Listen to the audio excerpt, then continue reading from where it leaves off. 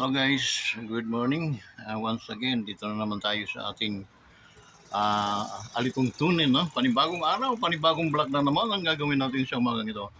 Guys, touring ko kayo sa ating shopping mall dito sa Switzerland.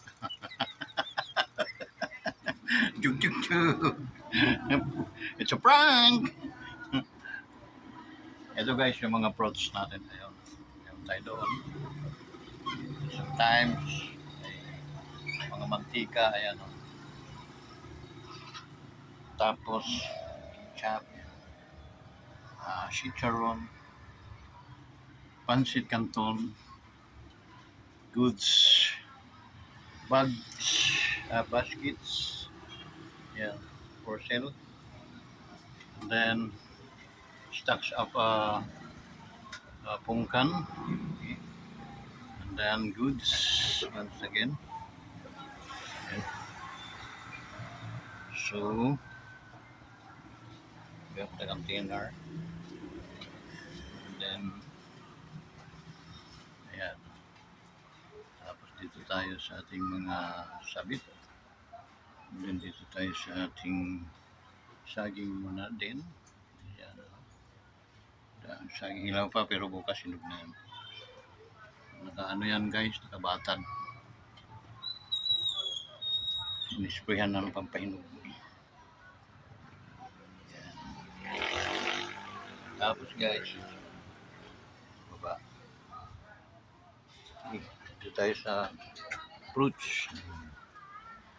Two kinds of ubas. Lemon yung nasa dolo with mineral waters. Wow, mali.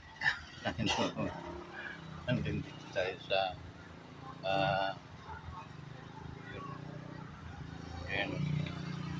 multi-cube mountain of mangoes.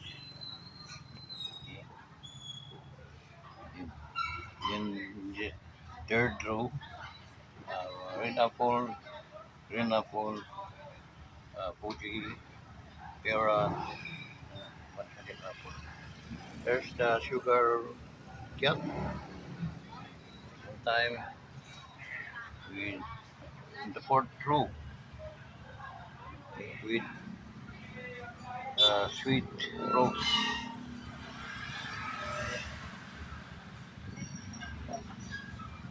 Basta guys, lipin natin ang ayan o.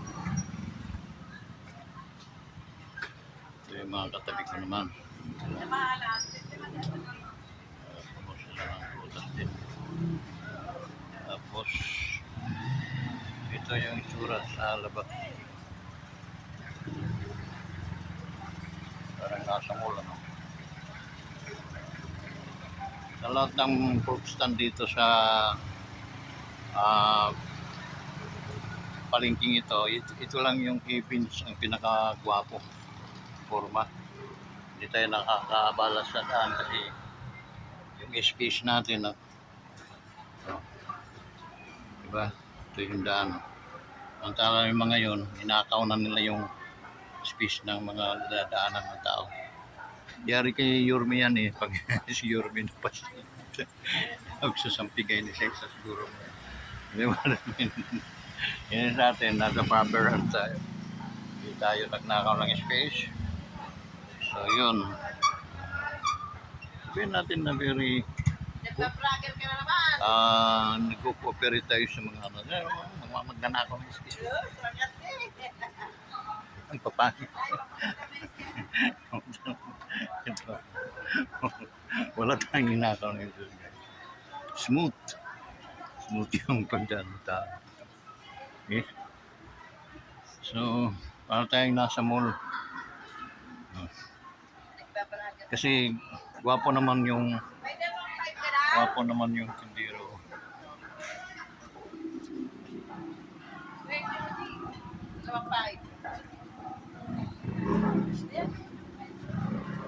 Wala pa akong binte.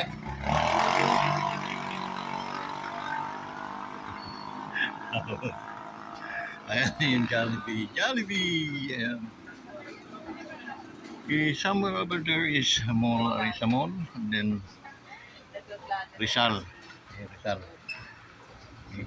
So, ganun kalawak ang palengke guys. Kaso, yung tawagin ito is, ano ito, ah, ghost market. Kaya ghost market guys, hanggang ngayon, sa totoo lang, wala pa akong pinamano. It's a matter of 9 o'clock na. So, wala pang pinamano. So, wala tayong magagawa. No? So, yun. Balik na tayo guys sa ating opisina. Oh. By the way guys, shoutout muna natin ang ating mga OFWs nga pala, no? Hello OFWs in scattered around the world. Kumusta na po kayo? Sana ay hoping na nasa mabuti at maligaya at healthy ang inyong mga kaganapang lumipas na New Year, no? Sana hoping tuloy-tuloy, although alam niyo na ang mga OFWs ay sinasaluduhan nyo ng counters. Sa unang-una, sila yung mga tunay na mga bayani, sila yung mga living heroes, no? Silang bumaback up ngayon sa paglagapak ng ating ekonomiya. Andyan ang mga OFWs natin na bumaback up. Okay? Kung wala yun sila, hindi ko alam kung ano nangyari na sa ating bansang ito. Okay? So, yun guys. Shoutout muna natin ang ating mga kaibigan. Yung mga kaibigan guys, sa entire universe. Okay? Entire universe. Shoutout muna. Kinabiligid, no, sa Mindanao. Unahin muna natin yung mga malalayo. Mindanao. Ano sa may Cotabato. And then hi sa ating mga Mindawan dyan, no? Kumusta mo sa amigos, mga amigas, mga dunyos. So, dadaanin na lang natin sa patawa-tawa guys kasi nga sa bigat ng mga nangyayari sa ating bansa, para tayong itinunglo, ika nga kumbaga sa Bisaya, tinunglo, yung parang isinumpa tayong bansa, no? Sa ngayon, for a matter of magpo 4 years na parang nakasumpa itong Pilipinas, no?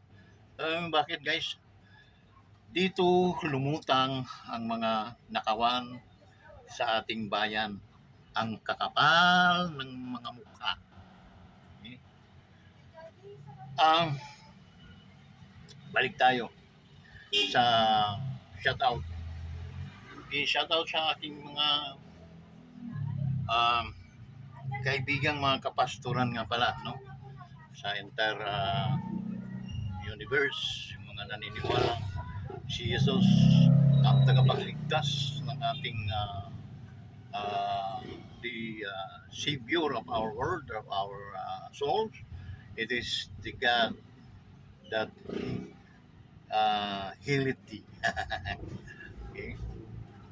Shoutout sa inyo nga pala. Ating mga magigiting na mga pastors, no?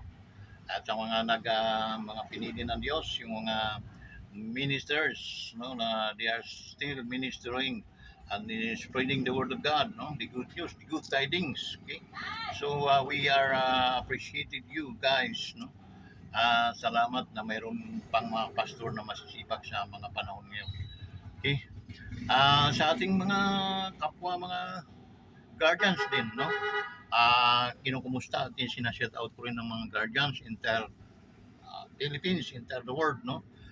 Scattered around the world ang mga guardians, and then shout out sa inyong lahat.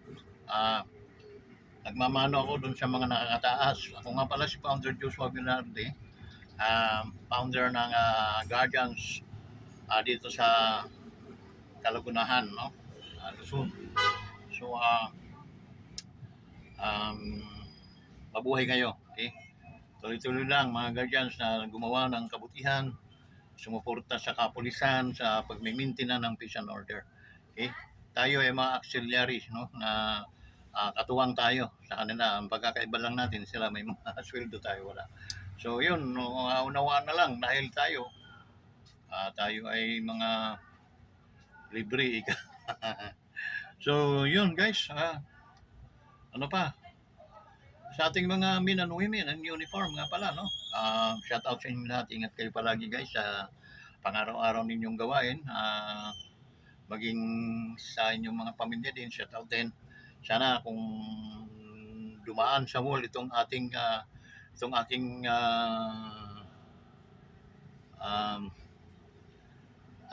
video ngayon ay paki-likes lang. And then malaking bagay na yon sa mga content creator na katulad ko na hindi pa kumikita guys hanggang sa ngayon.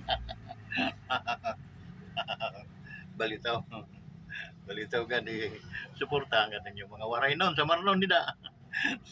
Paki pindot like on likes para at least dumami pagkatapos i-share din ninyo para madami views na to na kailangan ihap. Okay? So salamat. Hindi pa man ninyo ako sinasubscribe at kayo nakakarinig pa lang niya na damo nga salamat na yung atanan. Tawid naman tayo Southern Leyte. Southern Leyte, sa mga kamag-anak nila, no? Mga Albero Bilardis. Shout out sa inyong lahat. Hoping for the victorious and successful year ahead of you guys. Okay? And then, sa ating mga armed forces of the Philippines, men and women, no, in uniform. So, shout out din sa inyong lahat. Hoping na kayo ay ligtas palagi. Okay? And then, salamat sa katapatan ninyo sa sambayan ng Pilipino. Okay? So, maraming salamat po talaga sa inyo guys. Okay? Ingat kayo palagi. Shout out. Okay? Please support also my YouTube channel. To those men and women in uniform na hindi pa nakapag-subscribe sa aking YouTube channel, kindly subscribe. Wanderers Motovlog TV. Okay? Maraming salamat po sa inyo lahat. Now, sa ating mga friends, personal friends natin, no? Sa Basay no? Upay nga aga yung tanan nila. And then Rawis ngayon, Mabini, umpisa kita Mabini, mga dinadayo namin basketball hanto, kasama hadto. So, siyempre, mga ano pa tayo noon, malalakas pa sa basketball. Then, mga memories na hindi makakalimutan na natin mga kasangkayan nila. No, mga lalaki, babae, mga kasangkayan. Hoping na ada ka mo maupay nga maupay nga at mauswag na pamumuhay.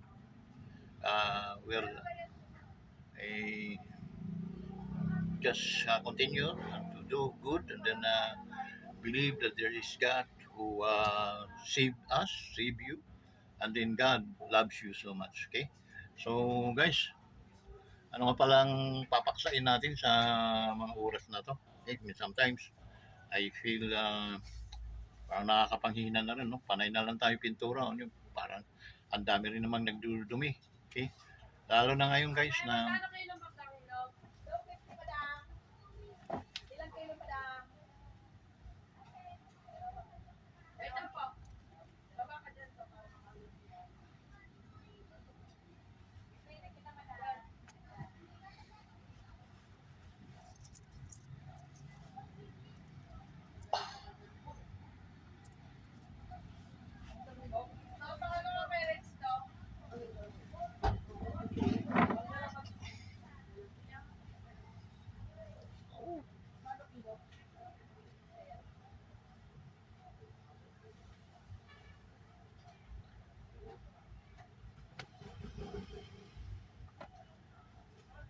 ayun guys, may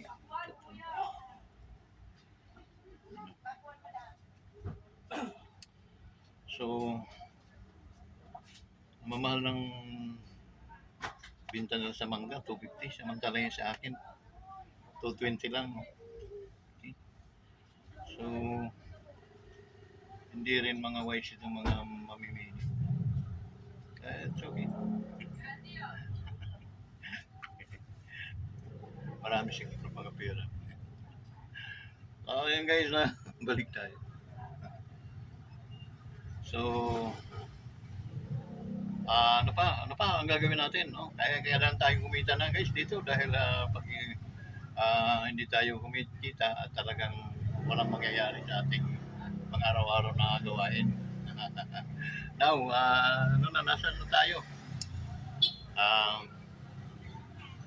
nasa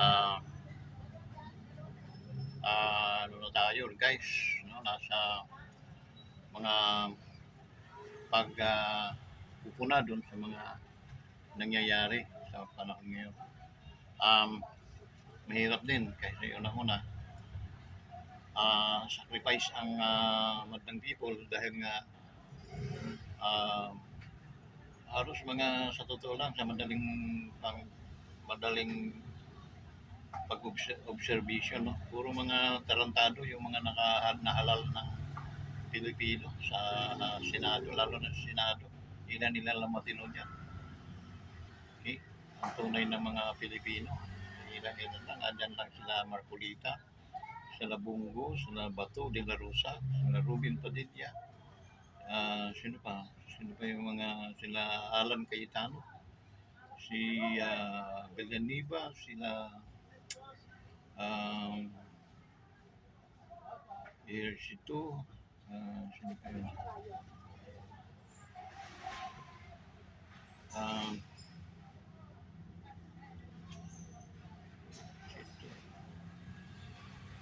Si Jinggoy, ilan lang yun sila, Pia Cayetano. So sama na rin natin si Amy. Yun sila majority. Majority sila. So yun sila ang mga hinahanga natin. Pero pagdating nito kina Soto Surot, nila Laksoy, nawala ang pagrespeto ko sa mga taong yan. Ay kay Soto, wala ka naman dapat i-respeto dyan. Sa unang-una, hindi nga ako nagtaka bakit ito sila napunta sa ito si Soto, sa Senado, no? Dahil sikat, dahil sa Itbulaga. And then, nagmamarunong pa, mas marunong pa sa, sa ating edukatira. Talaga ito si Soto. Guys, pag wala kang aral, wala kang diploma mapakita, huwag mong didibatiin yung mga taong may mga performance o nagtyagang mag-aral, pinaaral ng mga magulang para maging tunay ng mga abogado. Okay?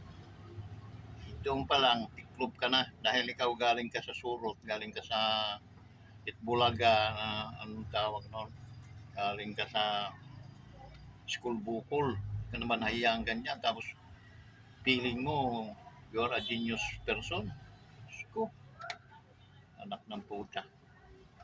Masarap mong sampigain magkabilang pisngi. Sa totoo lang, kasi wala na nga kayong aral, dapat namaybay kayo sa tamang daan. Yung tamang mga ng tao, gawi. Mali, ang tama. Yun ang susuportahan nyo. Alam nyo, mali na yung pinagtatanggol pa ninyo, gusto pa nyong i-impeach yung Vice President. Na alam naman ninyo, wala naman siyang nagawang kasalanan at kahit anong gawin nyo, hindi po mag-uubra yung inyong mga kataruntaluhan. Si Lacson, nagtataka ko may aral ito. Dahil nag-chip PNP ito during panahon ni Hirap, no? Former President. Pero how come binaliktad din niya, trainer din niya si Hirap, no? Umano siya. Ito, ng mga nakarang vlog ko, sinabi ko na sa inyo, may mga agenda itong dalawang ito. Di ba tumakbo ito ng President, tapos Vice President yung isa, Shoot Sabaldi.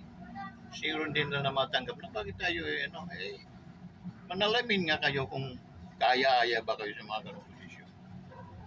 Tapos may rumors na hindi naman kayo nanalo dyan sa Senado, pero nandiyan kayo, tapos kinamkam nyo yung mga posisyon ng na can afford kayo, din naman kayo qualified, no? Tragis ng mga taong ito. Lalakas ng mga loob. Pero darating din yung panahon, magkakabanggaan ito si Laksay at saka ito si Suro. Kabanggaan yan. Dahil nung una, ang mga trader, maglalamunan yan balang araw. Yun ang karmang maano ninyo. Kaya, ganun ang ano no, hindi kayo mag mag-i-exist sa mundong ibabaw na yayaon kayo sa mundong ibabaw na mayroon kayong dignidad o magandang ano kasi talagang kayo mismo sumira para kayong yung inyong presidente. Siya ang sumira sa kanilang apelido. Talagang tinuldukan niya, piniryudan niya. Period. Hindi na mag-i-exist yan. Sino pang mga tarantadong tao, kahit magbayad kayo na sa mga tao, hindi na kayo ibubuto pa. Sa totoo lang. Kahit karamihan sa Pilipino, tanga. Sa totoo lang, no? Diretsuhan kung sasabihin mga tanga. Pero balang araw makakapag-isip din yun. Ganun ang Pilipino makarecover. Dahil lang talagang hinahagupit na yun saka lang ano yun ay mali nga pala tayo. Dito meron akong ano ditong namimili ng mga durot-durot na mangga. Tragis eh. Durot-durot na mangga. Simula noon hanggang ngayon, durot-durot na mangga pa rin ang binibili mo. Tapos nagmamalaki kang ang ganda ng performance ni Marcos. Muntik na akong matumba sa aking kinatatayuan ah. Kaya sabi ko ito din siguro adik. Kasi wala namang kakampi dyan na matinong tao. Marcos ang makakapag-ano lang dyan, yung kapwa din niya. No? Because same feeder, black together. Ganun lang makakunawa. Ako nga eh. Pag sinabi kong mali ka. At hindi ako kakampi sa mali kailanman. Tayong abono yun. Ulo sila. Mga apo. Yung guys, no? And then, medyo puro mga ano nangyayari sa taas natin. Puro mga kadiliman. Pero mga tao hindi nagpapanik dahil alam nila there is God who always protect us. And then God will punish them. Okay? Kahit matino ka, sasabugan kanila ng dumi, no? Para silang mababaho babalandra sa'yo. Pero kahit anong amoy nila sa'yo, wala naman silang maamoy na baho. Back din yung babalik din sa kanila. Kasi sila yung mga mababaho. Okay? So, ganun lang kasimple guys. And then, hindi naman natutulog ang Diyos sa totoo lang. Siya ay palaging nakamasid doon sa tama't mali. And then, kung may Diyos bang natutuwa sa paggawa ng mali, walang ibang Diyos yan kundi ang Diyos ng kamunduhang ito. Okay? Si Diablo. Kaya, hindi naman mananaig ang kadiliman sa kaliwanagan. That's the reason why na we are still hoping na time comes na darating din yung panahon na paparusahan ng mga ito.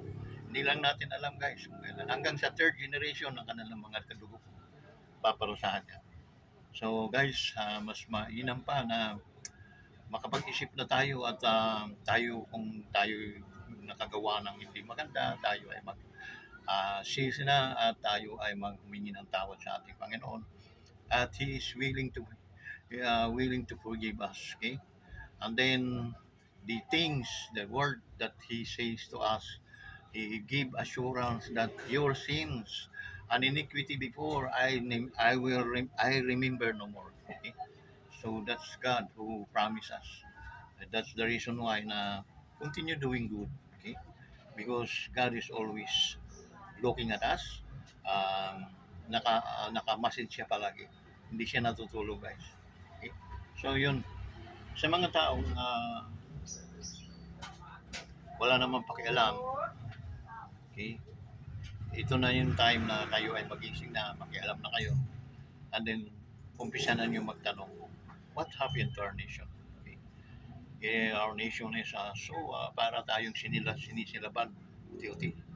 And then, dinudugas, para bagang ibon na ang ating mga palay ay parang pinipirisyo ng mga Maya, kinakain nila, dinadala nila doon sa ano. Kung iipunin nila, napakarami pa kaysa natitirang aanihin na lang. So, yun ang nangyayari sa ating bansa, guys. Para tayong um, yan, dinudugasan every minute, every hours, every day, and every month of our life is ganun ang nangyayari. So, paano makakatayo ng ating bansa? Kawawa naman. Kawawang-kawawa ang Pilipinas. At kawawang-kawawa yung mga bagong henerasyon na mga sinilang pala ngayon. Ano ang mapupulot nila sa kawalan na ng bansang Pilipinas? So, simula ngayon, mag-isip na po kayo and then magtanong na po kayo anong nangyayari at ano ang ating maitutulong sa sigalot na nangyayari ngayon. Okay? For me, first move is to pray. Okay? Pray our nations that God will protect and forgive their iniquities, their sins and iniquities. God hear our prayer. So, walang mangyayaring masama sa ating bansa. Well, pero kung hindi, tigang na, pati ang mga tao ay baka na rin pakialam. So, ganun ka nakakatakot na yun. So guys, hanggang dito na lang at shoutout sa aking mga mahal sa buhay, ang aking mga kaibigan, ang aking mga kamag-anak, kadugo, tiyahin, ang mga relatives, Bilardi at Alviro. No? Guys, ingat kayo palagi. As I said, I always pray to our God na sana yung good things, good living, prosperous life will abound in you always, now and forever. Okay? So hanggang dito na lang guys, maraming salamat po talaga sa inyo, ating mga ka-wonders. Sa mga hindi pa nag-subscribe sa ating YouTube channel, kindly subscribe to our YouTube channel, Wonders Motovlog TV. I hope na this month is ma-monetize nito and then dumami pa yung views para at least magkaroon naman tayo ng income kahit pa paano at makatulong tayo dun sa mga nangangailangan. And I want na hindi po ako naka-wheelchair. No? Wala pa akong wheelchair, wala pa akong karamdaman para ako'y makaabot dun sa mga taong nangangailangan. Hanggang dito na lang at maraming salamat po sa inyo lahat. Bye-bye, Ka-Wonders!